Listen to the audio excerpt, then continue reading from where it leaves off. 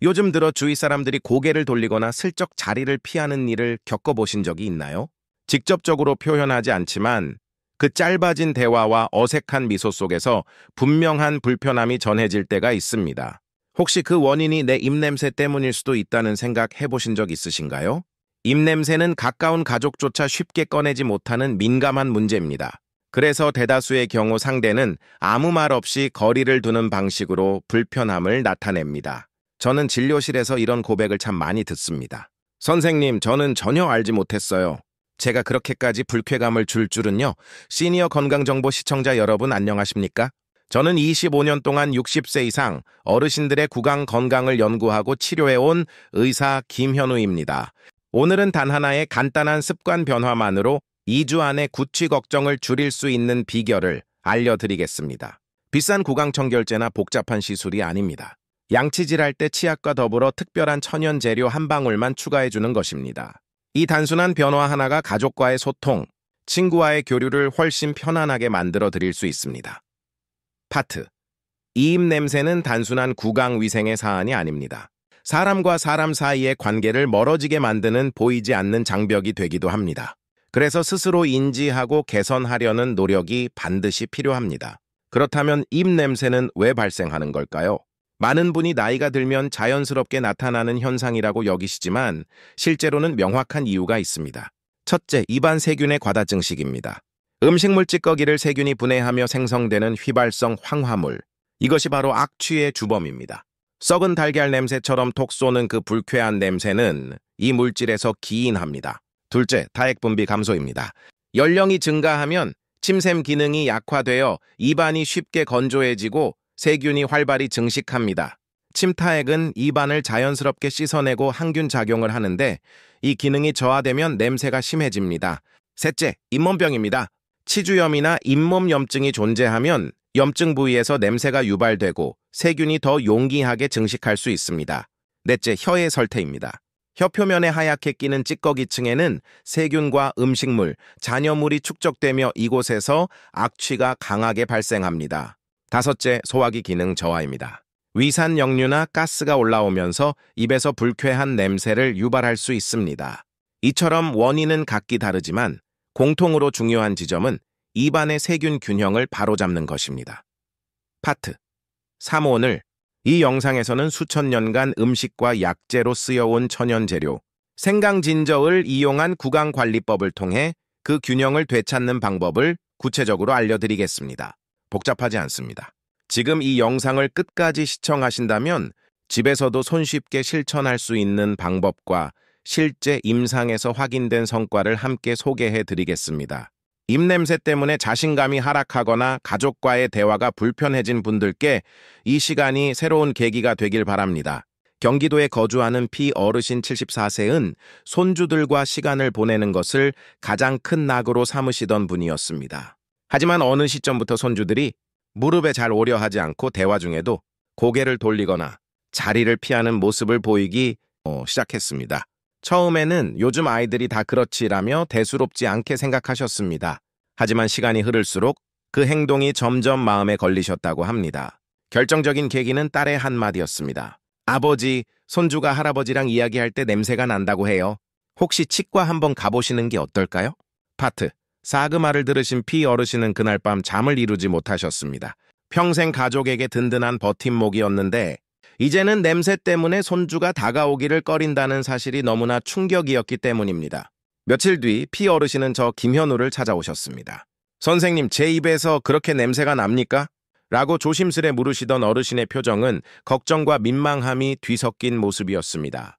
진료를 해보니 심각한 치주염이나 충치는 없었지만 타액 분비 저하와 설태, 그리고 가벼운 잇몸 염증이 관찰되었습니다. 이는 나이와 더불어 흔히 발생하는 변화로 입냄새의 주된 원인이 될 수 있습니다. 검진 후 어르신께 기본적인 구강관리법을 설명해 드렸습니다. 하루 3번 양치질, 혀 클리너 사용, 충분한 수분 섭취 등 가장 기초적인 방법이었습니다. 하지만 어르신은 이렇게 답하셨습니다. 선생님, 저는 모두 해봤어요. 비싼 치약도 써보고 구강청결제도 써봤는데 냄새는 그대로더라고요. 그 말씀을 듣고 저는 한 가지 아이디어가 떠올랐습니다. 혹시 자연 재료를 활용한 방식이 도움이 되지 않을까? 파트 5 그때부터 저는 오랜 임상 경험을 바탕으로 입냄새 개선에 효율적인 천연 성분들을 하나하나 검토하기 시작했습니다. 그 과정에서 주목한 것이 바로 생강, 진저이었습니다. 생강은 예로부터 항균과 한겸 작용이 탁월하다고 알려져 왔습니다. 특히 생강에 함유된 진저롤과 쇼가올 성분은 입안 세균의 증식을 억제하고 염증을 완화하는 데 뛰어난 효과를 보입니다. 또한 생강은 침샘을 자극하여 타액 분비를 증가시키므로 입안을 자연스럽게 세정하는 역할도 합니다. 저는 그 자리에서 피 어르신께 생강을 활용한 간단한 구강관리법을 제안했습니다. 양치질 하실 때 치약에 생강즙 한 방울만 섞어서 사용해보세요. 자극이 느껴지면 물로 희석하셔도 좋습니다. 피 어르신은 처음에는 반신반의했지만 한번 해보죠. 뭐라며 미소 지으셨습니다. 그리고 2주 후 다시 내원하셨을 때 저는 깜짝 놀랐습니다.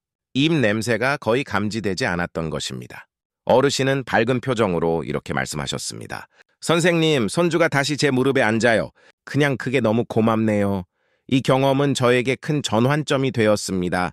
단순한 구강 청결제나 약품이 아닌 자연의 힘으로도 충분히 개선이 가능하다는 사실을 확신하게 되었기 때문입니다.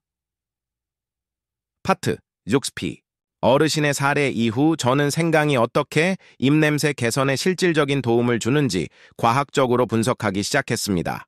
단순히 좋다는 민간요법 차원이 아니라 의학적 근거를 바탕으로 한 설명이 필요했기 때문입니다. 입냄새의 주된 원인은 입안 세균이 단백질을 분해할 때 생성되는 휘발성 황화물 VSC입니다. 이 물질이 공기 중으로 퍼지면서 특유의 불쾌한 냄새를 유발하죠. 생강에는 이러한 세균의 활동을 저해하고 염증을 완화하는 강력한 성분들이 다수 포함되어 있습니다. 첫 번째 주요 성분은 진저롤입니다. 진저롤은 생강의 매운맛을 내는 대표 성분으로 세균의 세포막을 손상시켜 번식을 억제하는 천연 항균 물질입니다. 특히 구강 내에 존재하는 혐기성 세균, 즉 산소가 없는 환경에서 활동하는 입냄새 유발균의 탁월한 억제 효과를 보입니다. 또한 진저롤은 구강 점막의 혈류를 원활하게 하여 염증 조직의 회복을 촉진하는 역할도 합니다. 두 번째 성분은 쇼가올입니다. 쇼가올은 생강을 말리거나 가열할 때 생성되는 물질로 한겸 작용이 매우 뛰어납니다. 잇몸이나 혀의 염증 부위에서 염증 반응을 완화하고 세균이 만들어내는 독성 물질의 생성을 줄여줍니다. 덕분에 잇몸 출혈이나 구내염이 잦은 어르신들에게 특히 유익합니다. 세 번째는 시너레이라는 방향성 오일 성분입니다. 이 물질은 항균 및 탈취 효과가 뛰어나 입안을 상쾌하게 만들어주며 일시적인 마스킹 효과가 아닌 세균 활동 자체를 억제하는 작용을 합니다. 이 세 가지 성분이 함께 작용하면 입안의 세균 균형이 안정되고 타액 분비가 자연스럽게 촉진됩니다. 침은 우리 몸이 가진 가장 강력한 천연 구강 청정제입니다. 충분한 침이 분비되면 입안의 산성도를 조절하고 음식물 찌꺼기와 세균을 씻어내는 작용을 하게 됩니다. 생강은 이 타액 분비를 자극해 입안을 스스로 정화할 수 있도록 돕는 것이죠.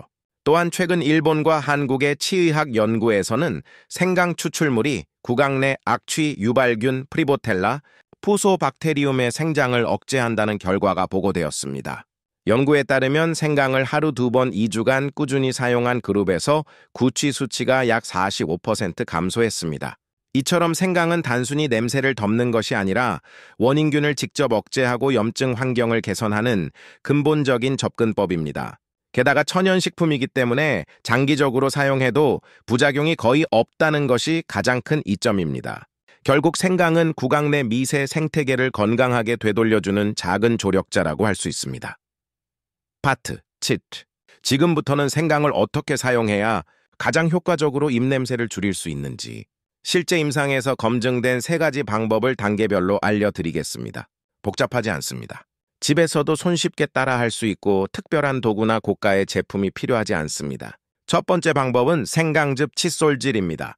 마트에서 구하기 쉬운 신선한 생강 한 뿌리를 깨끗이 씻고 껍질을 벗긴 후 강판에 갈거나 믹서기로 소량의 물과 함께 갈아즙을 내십시오.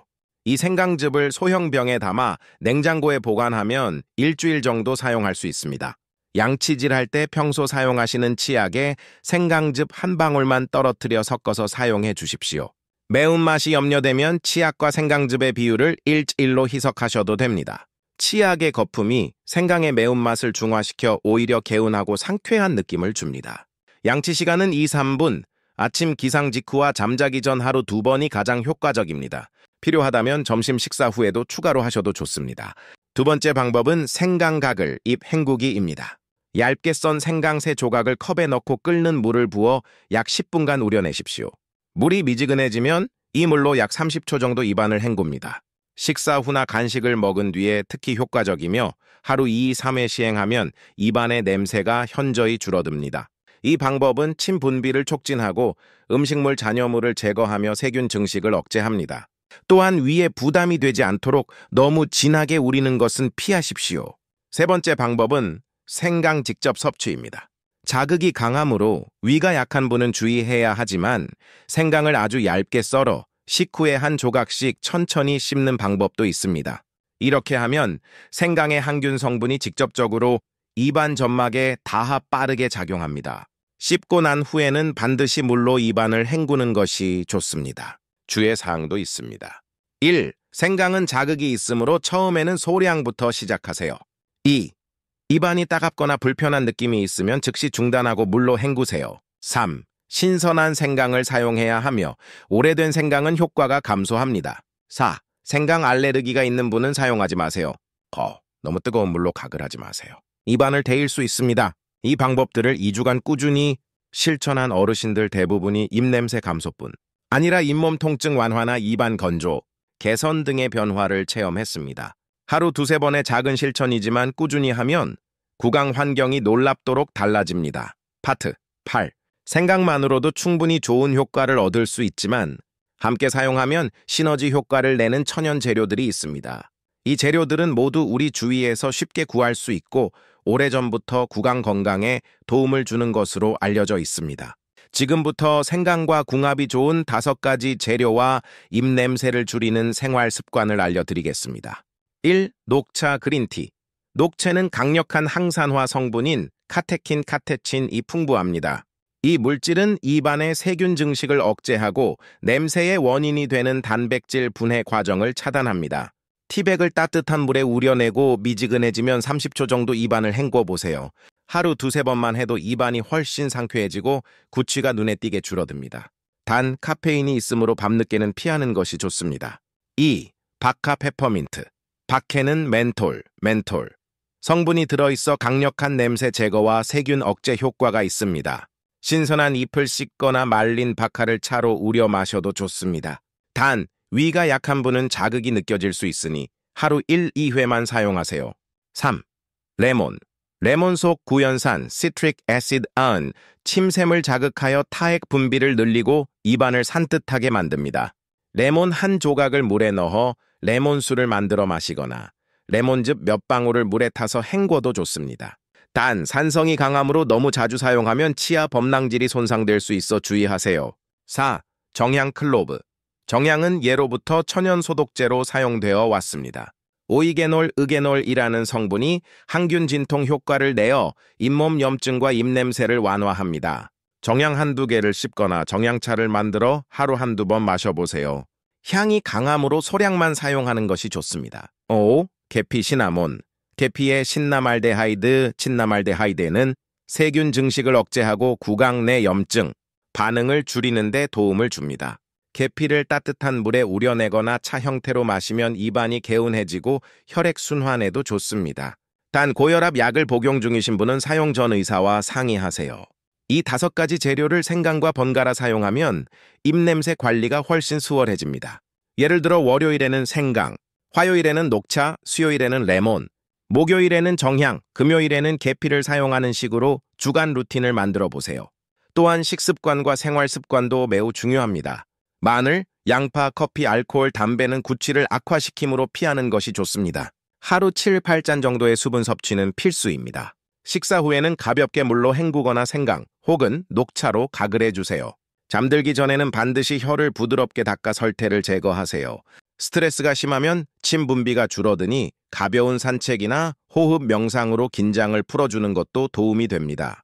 이러한 작은 습관 변화들이 쌓이면 단 2주만 해도 입냄새뿐 아니라 잇몸과 혀 건강, 나아가 전신 건강까지 개선되는 것을 느끼실 수 있을 것입니다. 지금까지 말씀드린 내용들을 정리해보면 입냄새는 단순히 위생의 문제가 아니라 삶의 질과 대인관계에 직접적인 영향을 주는 건강 신호입니다. 그리고 그 문제는 생각보다 훨씬 간단한 방법으로 개선할 수 있습니다. 바로 생강 한 방울의 습관이죠. 저는 지난 25년간 수많은 어르신을 진료하며 한 가지 확신을 얻었습니다.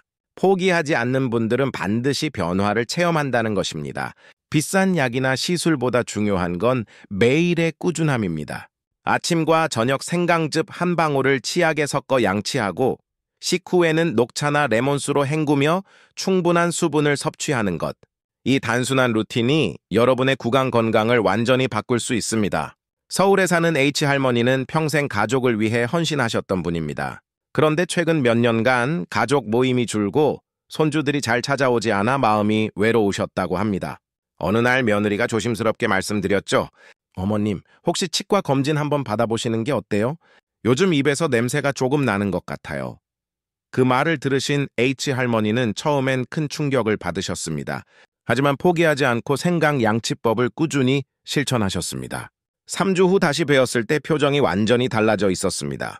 손주가 다시 제 무릎에 앉아요. 예전처럼 웃으며 이야기할 수 있어서 너무 행복해요. 이 말씀을 듣는 순간 저는 다시 한번 느꼈습니다. 입냄새를 고친다는 건 단지 냄새를 없애는 게 아니라 자신감과 인간관계를 회복하는 일이라는 것을요. 시니어 시청자 여러분, 나이가 들었다고 해서 변화가 늦는 법은 없습니다. 우리의 몸은 생각보다 훨씬 회복력이 강합니다. 중요한 것은 시작하는 용기입니다. 내일부터가 아니라 오늘 바로 시작해보세요.